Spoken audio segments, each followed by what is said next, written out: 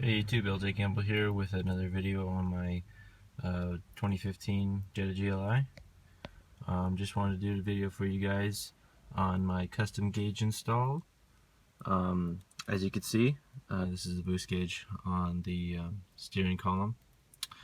But the main thing right here, I have 3 gauges placed in the little cubby next to the shifter. These are all glow shift gauges. You've got oil pressure, dual intake needle, and exhaust tap, and then this one up here is boost gauge. I thought it came out really well. It's something I wanted to do right away when I got the car. I finished it a little while back. Figured I'd do a video on it because I said I was had that in mind, and yeah, so that's what I did. I plan on repainting this holder for the gauges because it's a little orange peely and it doesn't match the piano black super well.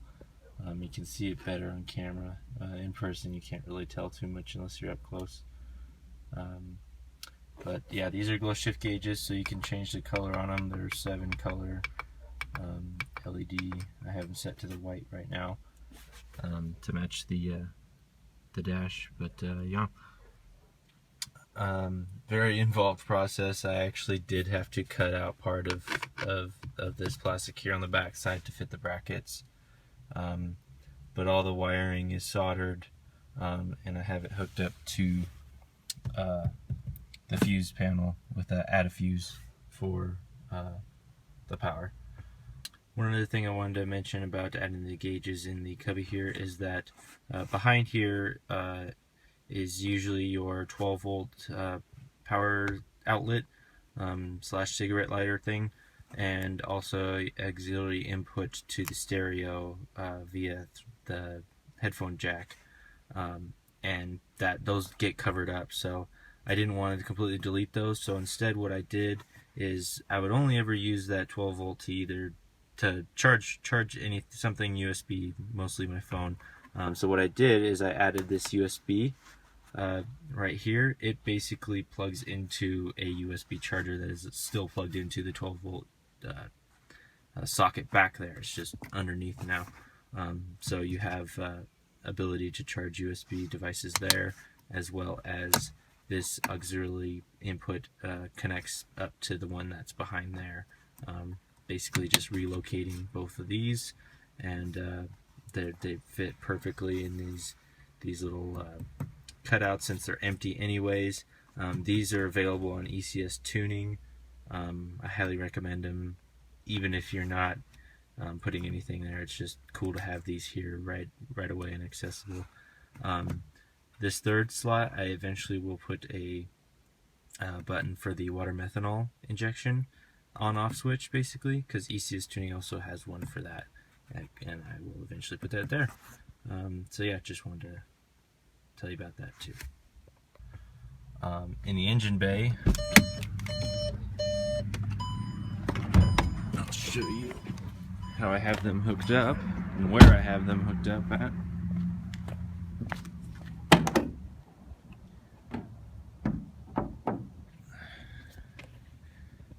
So this is the engine bay now. I've also done some upgrades in here as well.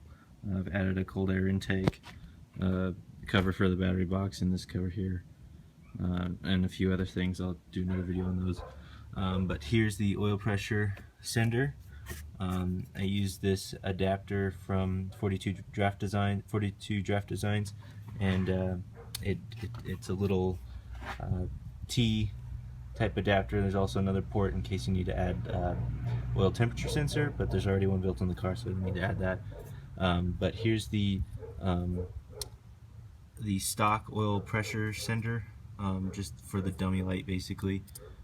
That usually goes right here, but this T has this hose that goes here instead, threads into there, and then you put your stock sensor in here as well as the other sensors you may need. So this is the oil pressure sender gauge, and the wires come back here. They're hidden very well. I've got them in this plastic wrap stuff. Goes up here, back through, and into the firewall behind the battery. And I have the gauge grounded on the chassis ground right there. And The exhaust temperature probe is back there. It's kind of hard to see. Can't really get it on video there. You can see that braided steel line there is the wires coming out of the sensor, and they go back into the turbo downpipe, which is the APR downpipe, 3-inch downpipe that I've added on there as well. And then the boost gauge. I've got this boost tap from ECS Tuning. This looks kind of strange because there's another lead coming off here, but I have it capped because this is going to go to the diverter valve when I upgrade that. So I just have that capped off, and then this here is the one going to the boost gauge on the steering column. But this adapter is really cool. It's or tap, I'm sorry. It utilizes this factory nipple kind of that comes out of the plastic intake runner, and you put a little thing on there and you punch it through with a hole, and then this slides right onto it and clips on, and is very kind of factory looking, just kind of goes on factory style. So that's for the boost gauge.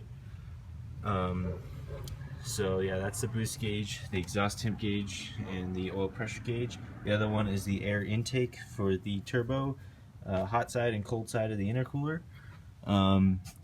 Right there, you can see, zoom in right there, that fitting there is the temperature sensor for the hot side of the intercooler, as well as it's going into a pipe that I replaced. It replaces the pancake pipe there. It's larger diameter. It's less restrictive. So there's that one there, and then there's also, you can see right there, the one on the cold side of the intercooler going into the intake. I also replaced that pipe as well. It's also less restrictive, and it's aluminum as well, so it reduces heat too. So yeah, that's where the other sensor is. That's all the sensors in the engine bay. Turn them on for you real quick. This thing's not beeping.